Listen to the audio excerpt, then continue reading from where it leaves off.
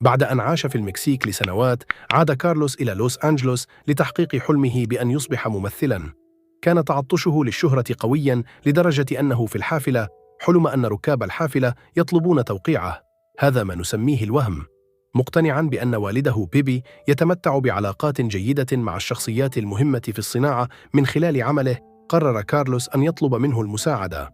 أحضرته أخته ماريا إلى محطة الحافلات، وعلى الرغم من دعمها له، إلا أنها عارضت فكرة عمله لدى بيبي خوفاً من أن يستغله. بالإضافة إلى ذلك، أخبرت كارلوس أنها تدخر لتتمكن من فصل عائلتها عن بيبي. يصل الثنائي إلى المنزل، ويلتقي كارلوس بوالدته تيريزا التي تعاني اضطراب عقلي تماماً مثل أم أخرى أعرفها تدعى تيريزا، وشقيقه خوانسيتو، وبيبي الذي يرفض استخدام علاقاته لأنه من غير اللائق أن يطلب خدمات من شركائه في العمل. يسخر من جرأة كارلوس على مجرد حلمه بأن يكون ممثلاً، لأنه لا يعتقد أنه يمتلك الموهبة اللازمة لذلك. أخيراً، يقترح بيبي أن يعمل كارلوس لديه، وإذا سارت الأمور بسلاسة فسيعرفه على شخصين. يعمل كارلوس لدى بيبي، وينضم إلى فتيان آخرين يبيعون خرائط النجوم في الشوارع، ويبيعون خرائط تشير إلى مواقع منازل النجوم. بعد أن طلب بيبي من عشيقته ليتي أن تعلم كارلوس أساسيات المهنة، ذهب إلى حانة حيث عرفه ستيوارت على السيد ريفرز الذي يبحث عن رجل يقدم له خدمات حميمية. واتضح أن عملاً بيبي في رسم خرائط النجوم ما هو إلا واجهة لأعمال الدعارة التي يشارك فيها، حيث يقدم رجال رسم خرائط النجوم خدماتهم. أخرج بيبي خريطة نجوم، وأظهر للسيد ريفرز مكان ركن لويس رجل رسم خرائط النجوم. دفع السيد ريفرز وغادر، وخصم ستيوارت نصيب بيبي لأنه تأخر. وبرر بيبي تأخره بأنه أطلع رجلاً جديداً على العمل، وهو أمر مفيد للعمل. لكن ستيوارت حذره من التأخر مجدداً، مهدداً باستبداله. واحداً تلو الآخر يلتقط فتيان خريطة النجوم من قبل الزبائن مع إخفاء العمل عن أعين الجميع. في صيدلية تشتري ماريا دفعة أخرى من أدوية تيريزا. يسأل فريد الصيدلي عن حال تيريزا، فتخبره ماريا ببهجة أن الطبيب يقول إنها في حالة أفضل. قبل أن تغادر، يدعوها فريد للخروج في موعد، وتقبل. بصراحة، يمكن لفريد أن يأخذني أيضاً إذا كان يكسب أموال الصيدلية، لأن هذه العروض الصوتية لا ترضيه. تطلع ليتي كارلوس على ما يجب فعله، وتطلب منه الاستماع إلى طلبات الزبائن، وكاختبار تتظاهر بأنها رجل عجوز متوتر. ومع ذلك يرفعها كارلوس ويلقيها على السرير، معتقداً أنها مثيرة. وبسبب هذا تصفه بأنه ممثل سيء، مما يزعج كارلوس. واثقاً من قدرته على تقديم ما يريده العملاء، يعود إلى ركنه ويبدأ في تقديم الخدمات للرجال والنساء من مختلف الأعمار. تأخذ امرأة تدعى جينيفر كارلوس وتأخذه إلى منزلها. يرى كارلوس الملصقات في طريقها إلى غرفة النوم، ويكتشف أن جينيفر ممثلة، ويخبرها أنه سيصبح ممثلاً. يؤدي كارلوس دور فتى مكسيكي فقير كما طلبت، ويقدم أداءً حائزاً على جائزة، مما يرضيها كثيراً. أنا لا أخجل من ذلك، لكن هذا هراء عن العنصرية، أليس كذلك؟ عندما ترى جينيفر مدى رغبة كارلوس الشديدة في أن يكون ممثلاً، تتصل بزوجها مارتن، وهو أيضاً منتج مسلسل كارميل كاونتي، وهو المسلسل الذي تشارك فيه حالياً، لتضع كارلوس في المسلسل كممثل ثانوي، مشيرة إلى أنه مكسيكي. على الرغم من أن دور الممثل الثانوي يعتبر دوراً صغيراً، إلا أن كارلوس يحتفل لأنه سعيد، لأنه أخيراً يخوض غمار هذه الصناعة. هذا ليس الشيء الوحيد الذي تخوضه يا كارلوس. بيبي يوبخ كارلوس لعدم حضوره مع موكلته بعد جينيفر، ولذكره لها حلمه بأن يكون ممثلاً، وهو ما أنكره كارلوس في البداية. كعقاب، دبر بيبي لجينيفر لقاءً مع الآخرين بدلاً منه، وهدده بالعودة إلى المكسيك إذا لم يقم بعمله. في المنزل، أخبر كارلوس ماريا التي عادت إلى توها من موعدها مع فريد أنه سيكون في مقاطعة كامل. على الرغم من شكوكها بشأن وفاء جينيفر بوعدها، شجعت ماريا كارلوس على ترك عمل بيبي لأنه حصل على دور. ومع ذلك قرر كارلوس، مع علمه بأن بيبي سيقف في طريقه، عدم المغادرة حتى تنجح الأمور معه في البرنامج. أخبرت ماريا كارلوس أنها على الرغم من اعتقادها بأن فريد لطيف، إلا أنها لا تعتقد أنها تستطيع مواعدة شخص ما، لأن لديها الكثير من المهام، خاصة وأنها الراعي الرئيسي لوالدتهما. أكد لها كارلوس أنه لا بأس بالمواعدة، ثم وعد والدته لاحقاً بأنه سينجح وسيعتني بها. تحدثت ليتي مع بيبي عن ترك كارلوس يرحل ومنحه فرص حياة أفضل لأنها تعتقد أنه طفل ذكي. ومع ذلك جادل بيبي بأنه لا يوجد خطأ في حياتهما، وإذا سارت الأمور على ما يرام بعد أن طرده في شوارع نيويورك عن طريق والده عندما كان أصغر من كارلوس ب4 سنوات، فسيكون كارلوس بخير أيضا.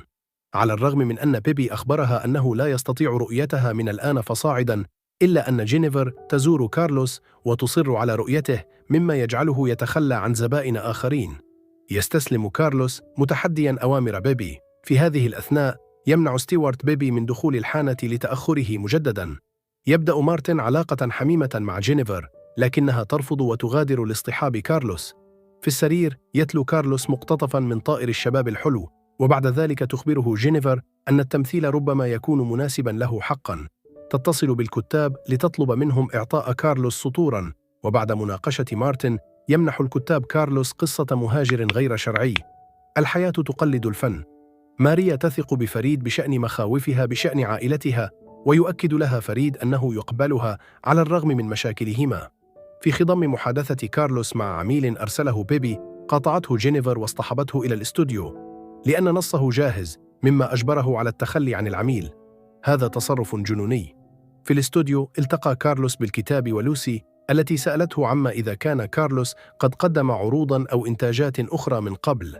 دعمت جينيفر كارلوس قائلة إن كارلوس عمل في المسرح الإقليمي في المكسيك، وأنها تعتقد أن كارلوس لديه موهبة فطرية في التمثيل. قبل المغادرة أعطت لوسي كارلوس التعليمات وأبلغته بجدول أعماله، وتركت أضواء الاستوديو مضاءة، بينما اقترحت جينيفر أن يتدرب كارلوس على مشاهدة معها، مما انتهى بهما الأمر إلى علاقة حميمة في موقع التصوير.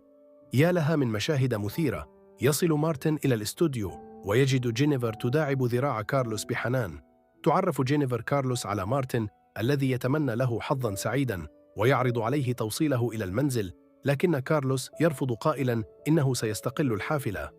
وبينما يمشي إلى الحافلة يتخيل نفسه مشهوراً للغاية. فجأة يمسك به بيبي الغاضب ويخبره أن جينيفر تستغل تعطشه للشهرة لتشجيعه على الأداء بشكل أفضل في السرير. زيادة على ذلك يغرس في كارلوس أنه يهتم به فقط لأنه الشخص الوحيد الذي يحبه ويهتم لأمره. يصدر بيبي لاحقاً تعليمات إلى ليتي بمرافقة كارلوس في مهمات مزدوجة لإبقائه تحت السيطرة. وبينما تستعد ماريا بتوتر لعشاء عائلتها مع فريد، يطمئنها كارلوس أن كل شيء سيكون على ما يرام. يتدرب على نصه معها، لكن ماريا تؤدي أدوارها بطريقة مازحة، مما يزعج كارلوس المتوتر بشكل متزايد، مما يدفعه إلى قول أشياء مؤذية لها. يعتذر بسرعة ويخبرها أنه لا يستطيع تحمل إزعاج بيبي. بناء على أوامر بيبي أحضرت ليتي كارلوس. في السيارة حاولت ليتي إقناعه بأن جينيفر تلعب معه، وأن البقاء تحت جناح بيبي هو الأفضل له. منزعجاً رد كارلوس وأهانها. صمتت ليتي وتوجهوا بسلام إلى عميلهم، وهو زوجان طلبا وجودهما في الغرفة، حيث أصبحا حميمين. هؤلاء الأمريكيون منحرفون للغاية. في السرير أخبرت ليتي كارلوس أنها تريد أن يفخر بيبي برؤيته معها. عندما تذكر تيريزا تكتشف من كارلوس أن تيريزا ليست تحتضر بسبب السرطان كما قال بيبي. غاضبة تغادر ليتي فوراً مع كارلوس لمواجهة بيبي. ولفرح بيبي يخبره السيد ريفرز أنه سيتولى منصب منتج مقاطعة كارميل بعد استقالة مارتن. بعد ذلك بوقت قصير تواجه ليتي بيبي بشأن تيريزا وتصفعه وتدخل الحانة.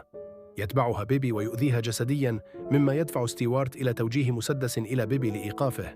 ثم يرافق كارلوس ليتي إلى المستشفى، حيث تودعه مؤكدة له أنها ستكون بخير. على العشاء ترحب تيريزا بفريد وتشرع في التحدث معه عن جثة. عندما رأت ماريا صعوبة فريدا في الاستجابة، أرسلت تيريزا بلطف إلى غرفتها، مما ترك فريد وحده مع خوانسيتو، مما جعله يشعر بعدم الارتياح.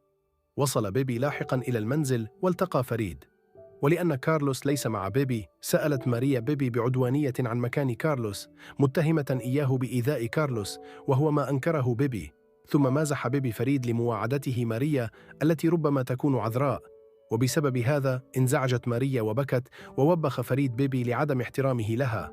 وبعد اعتذاره غير الصادق لكم بيبي فريد حتى الأسبوع المقبل، الذي غادر بعد ذلك بوقت قصير.